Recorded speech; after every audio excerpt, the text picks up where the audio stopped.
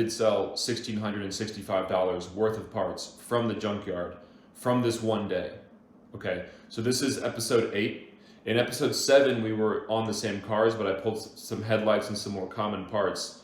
Turns out that one of these BMWs is a rare 3 Series ZHP package, which is a performance package that BMW offered on the last couple of years of the production run.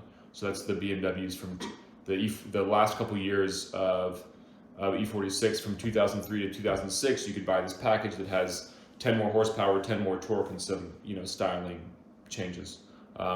So I pulled I pulled 7 or 8 parts, but really 4 big ones, and I ended up selling those for $1,665.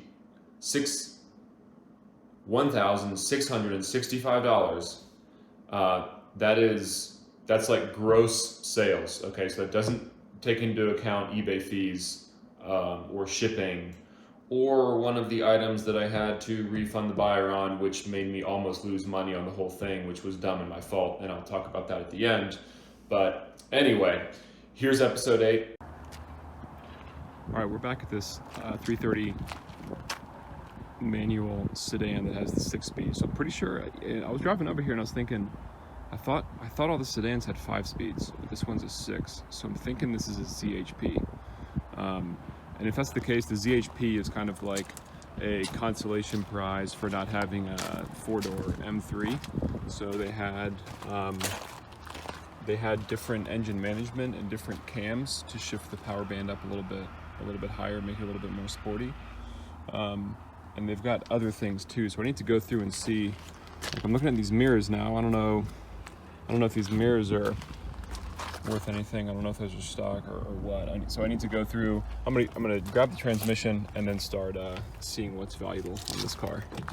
So first step in the transmission is going to be finding something clean to put on the ground, like some trunk carpet or something, and then roll under there and start by disconnecting the drive shaft and then dropping the transmission mounts so that the drivetrain drops down like this, and then I can access all the bolts holding the transmission to the engine block. I mean, again, I'm on these mats I grabbed out in the back of a car. It's nice, and I'm in the shade. It's going to be 95 degrees here soon, so it'll be a good little workspace. I think first I'm going to drop this exhaust. All right, so I've got the drive shaft. I got the exhaust down. One of the hangers was being a pain, so I just put it off to the passenger side of the car, and I'm using the front resonator as a headrest. I've got the drive shaft out the back. Oh, there's where the center bearing. Oh, there's where the center bearing goes. And then we've got the transmission hanging down, and what I'm doing is I've got long extensions, and I'm getting at the bolts from back here. So I've got those top 2 out. I don't know about the starter on this guy. I know I need to go over here and undo the slave cylinder lines, and then I've got this junky seat out of a different car that I'm gonna use to soften the blow if I end up dropping it when I'm dropping it. Okay, so I've done some searching, and this is a ZHP. So I'm going to be pulling the cams out. I've already gone through the harnesses for the coil packs and everything. Come out really easy. All this fuel rail stuff is designed really well, so it's easy to unclip everything and put it off to the side. I need to remove the grounds right there. There's 2 grounds on here that are, I think those are both 8 mils. And then I'll be able to pop off this plastic valve cover, hit all these bolts that go around, but all the way to the back. And then I should be able to start getting into the cams. And I'm probably just going to break the timing chain, pop the cams out, inspect them, and then take those, because the eBay completed listings are showing about $350 to $550 for a set sold, which is pretty good. So I like that. And then over here we've got the 6-speed pulled out. This was the easiest transmission I've ever removed. And I went through all the gears, and I checked input shaft and output shaft play, and it seemed good and healthy. So I went online on E46 Fanatics and looked up some ways to identify if this is an E46 ZHP. So a giveaway is the Alcantara seats, and I'm looking at that one, and that one's looking pretty good. The driver's seat is trashed. Steering wheel's pretty beat. You can see on the gauge cluster that it redlines at 6750, not 65. So if this were a stock 330i gauge cluster, that would redline at 6.5, not 6750. Black headliner, which I think is only an option on ZHPs. That's what the internet nerds told me. And then this rear bumper, I think, is ZHP sedan specific. So that bumper is, people are going to want that bumper, and people are going to want those seats and that black headliner and other parts, maybe even the cluster. But when I'm doing this, and one of the points of this video series is to look at only or to narrow down those those items that are in high demand, that are going to sell quickly, and that there's a big difference between what I pay at the junkyard and then what they sell for. So getting the bumpers and everything, I could probably make money on them, but if they did sell, it would take me half a day to box them up and ship them, because I'm not good at that. I'm not doing a bunch of volume, so I don't have like a method down for doing that. So I want to keep what I pull to pretty small things that also don't take up a lot of space on the shelf. Okay, so I walked away from that ZHP with 7 or 8 parts. 2 of those are mass airflow sensors that I haven't even listed yet, because I want to be able to test them on an engine before I do. So we're going to disregard all of those parts except for 4. I'm just mentioning them because in later videos I might talk about how I pulled the math off that car.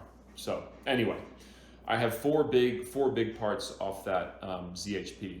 They are the camshafts, the transmission, the 6-speed transmission. So it's very rare to see a 6-speed. So the ZHPs had a 6-speed manual, and the M3 had a 6-speed manual. So that 6-speed transmission is rare and valuable. So I got that, got the cams. The mirrors are AC Schnitzer mirrors. So AC Schnitzer is a German tuning company. If you're familiar with BMWs, you know who they are. So I pulled those mirrors.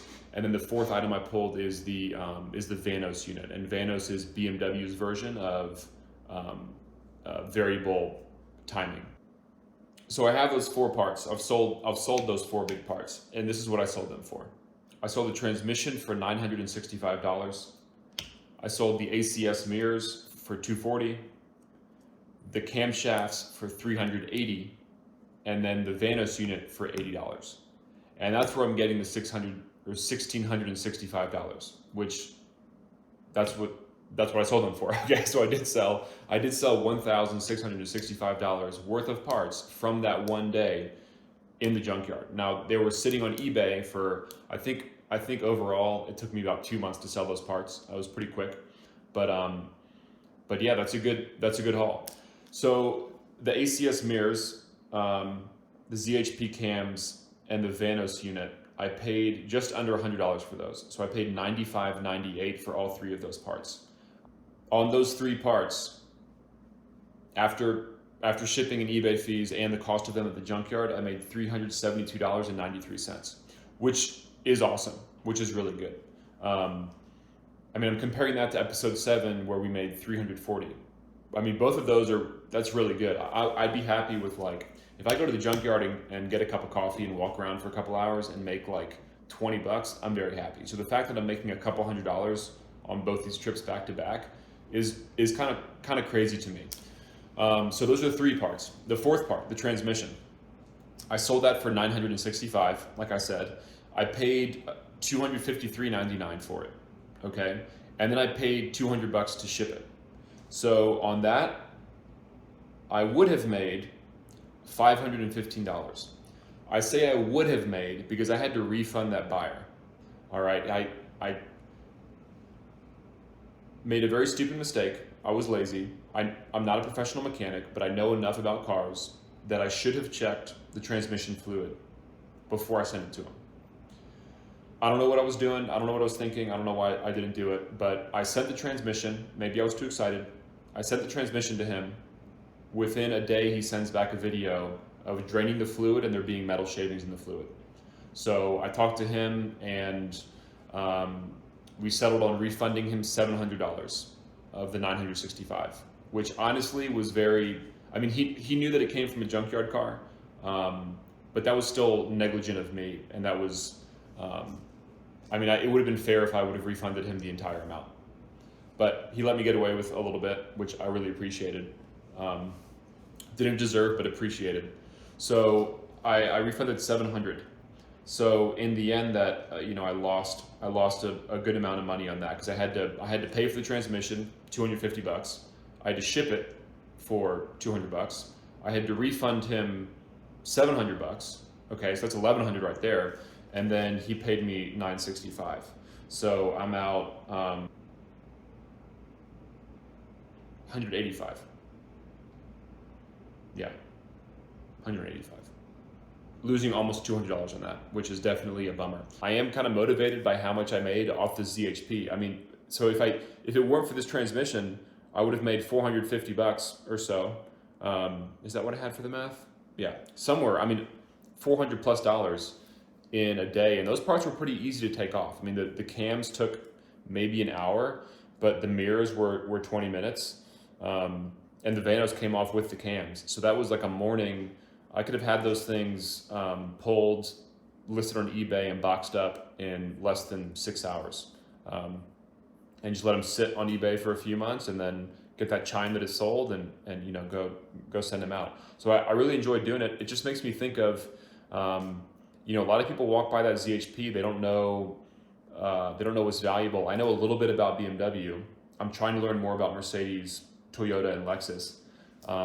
But like, what else is there that I don't know? Like, what else? I'm walking by these cars and I don't know what special models are, what rare models are.